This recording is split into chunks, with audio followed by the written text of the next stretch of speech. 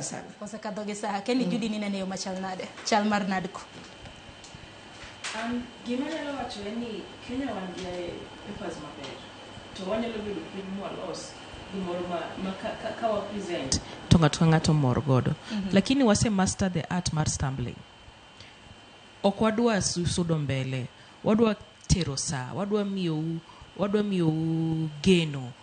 Newach jotendwa oseng'eyo ni wahero bedo gi geno.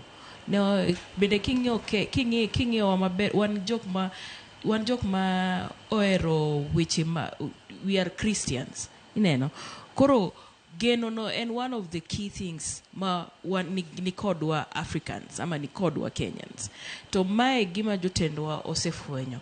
Koro en miyo geno to miyo pepa maber unyalo ng'iyo to ni mae en gima luongo.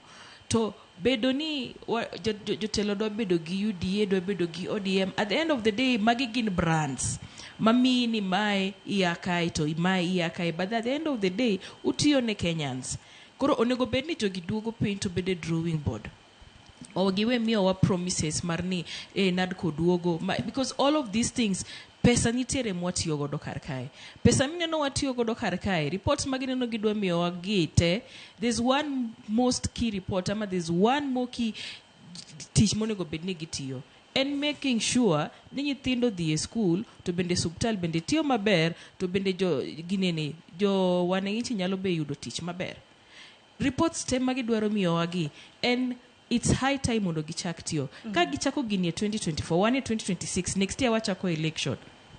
Jok mana gimora mora the Gen Z movement mano timbre gi jok mano hinyore ndalo moko gi tete mondo bed ni gibedo compensated. Po gibedo compensated. To mae gik mineno gitimo ni en timiyo at mar geno mondo mi ka gibiro next year to gichako campaign gigi tete dhi bedo koserumo. Nwach kichako gigi te January matene ni idwa overwork, idwa overthink jo piny mondo kochopo time ma koro ni giluwo mae ka gipo matin to mama obeso chako donjo. Koro nitie confusion ma gitemo create ne jo piny. An gima temo nyiso jo piny en ni chieuru. Gimonego bed ni gitim giwe wuondo wa gigeno.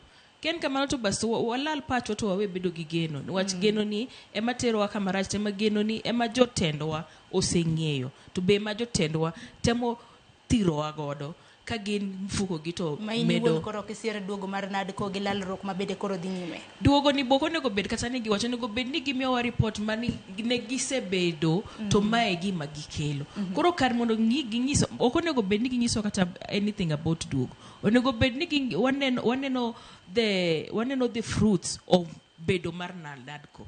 Yeah. Erokamana ahinya. Koro